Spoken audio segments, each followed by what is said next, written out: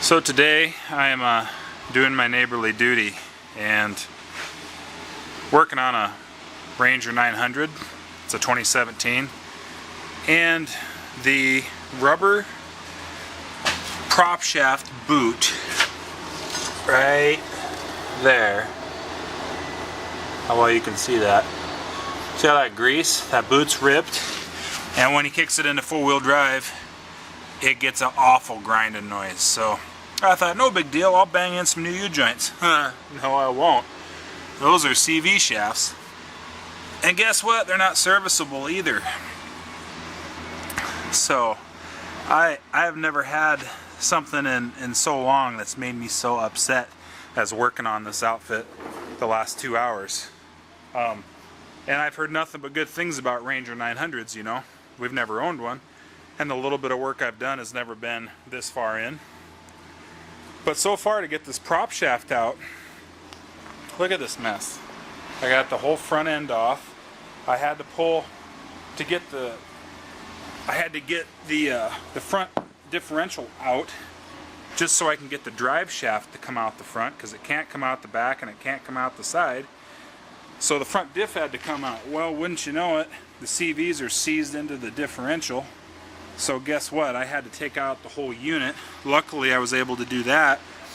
But to do that, I needed to remove the upper A-arm, but I couldn't get the bolt out because it was about 1/8 of an inch from clearing this winch plate here. So I had to take the winch off to get that bolt out. I mean, one thing after another after another. And I'm not completely certain that that prop shaft is going to be able to make it out without doing some massaging here. And there is no way to get it, you know, there's no clearance in the middle. You can't even see the prop shaft. No clearance here. I mean, there's just nothing, there's no access. You can see the yoke back here, and I can see the prop shaft there. I think I can guide it back and get it back on here, but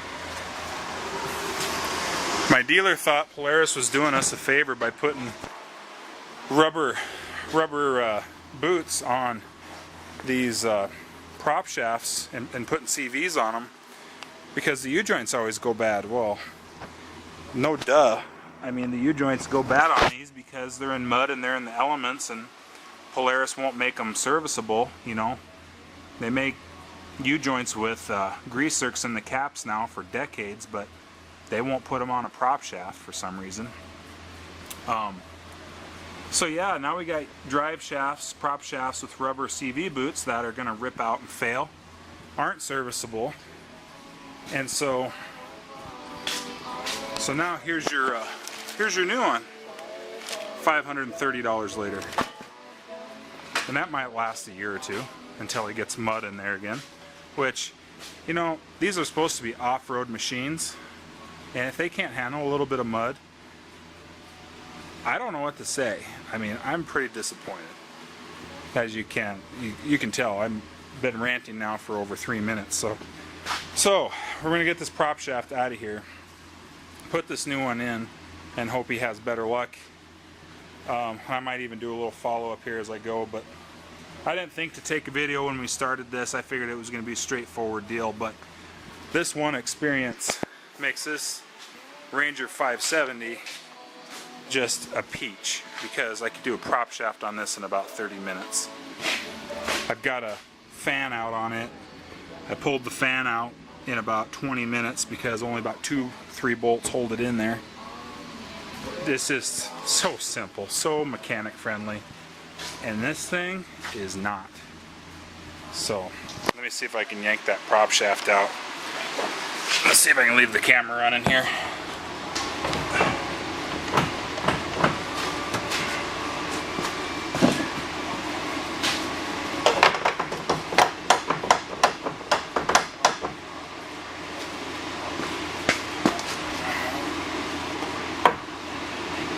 Oh yeah, look at that. That is just wonderful. Oh my goodness. I can't get over this brace right here because the steering rack, it's hitting the steering rack. And there's a slot there. There's a slot back here. See that? That half moon cut out? That's for the steering rack for clearance for the drive shaft. But the steering rack sits about half an inch lower than that. So I can't get this damn drive shaft over this opening. So now, like my dealer told me, this is what they've been doing. They've been notching these out so they can get the prop shafts out of there with a plasma cutter. And that's just what you want to do to a new machine. So, I'll be back. I'll get the plasma cutter. So I finally got this out of there. I had to notch this area out right here. It's a plasma cutter. If you didn't have a plasma cutter, I'd just tell you to just take a Sawzall or a cutoff wheel and just cut that brace right out of there. Doesn't need to be there. Really, I don't know why that's in there, because it's braced right up here. I guess it's there for everybody to cut them out, or maybe it's to keep people that don't have tools from doing their own prop shaft repair. There's something for you to think about. And it really does beg the question, because just take a look at this deal. So here's the back CV that wasn't out. Look at the dry rot on that boot.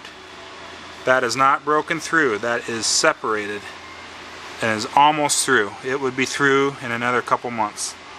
It is dry rotted, 2 years old. That is disappointing. Here's the end that's actually out. It's you can see it's just cracked all the way around. Same as that back, it's just all the way through. Probably has a little more angle or something. Yeah, that I don't know what to say about that. That's almost like it's a design failure, like an import car or something. I don't know. So we're gonna put the new $500 shaft in and hope he can get a couple years out of it. He didn't buy the warranty on this model because on his old Ranger 800 he never used it in 3 years. He never used his warranty. So I thought, well, these are the new and improved models. They should be, you know, top notch. Why do we need the warranty? And now it's 2 years old and they're dealing with this. So I'm just about all back together on this machine. A-arms are on, brake caliper, drive shaft's hooked up.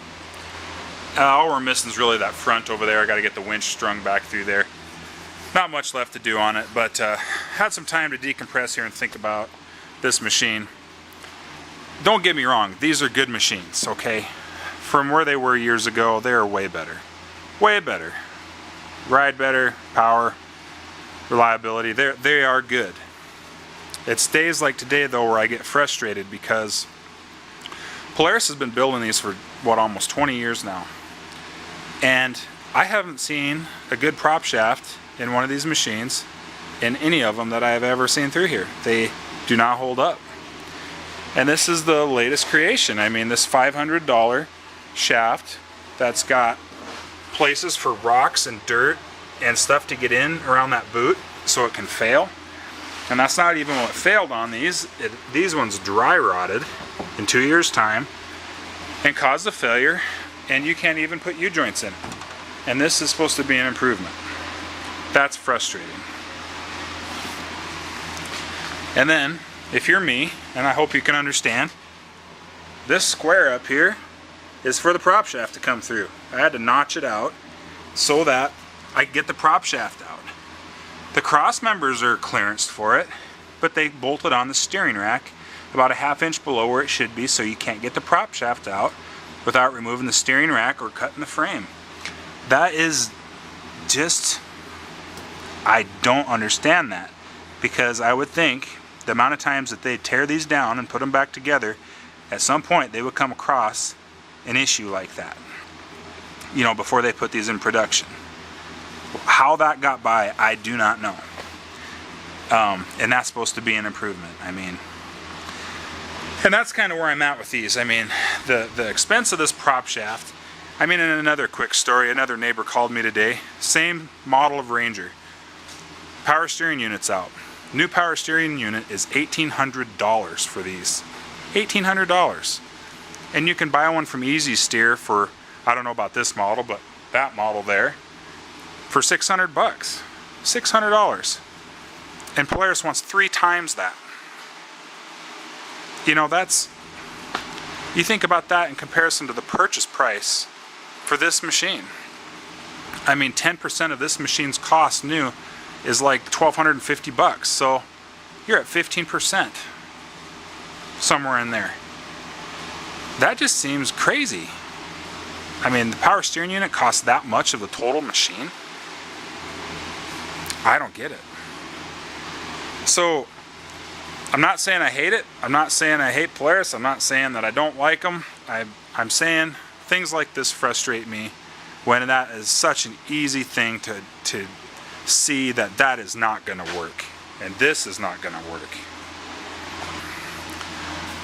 I'm not saying I don't like the machine. I'm saying I'm frustrated, and I'm saying you should know about it. So that's where I'll leave it. Thanks for watching.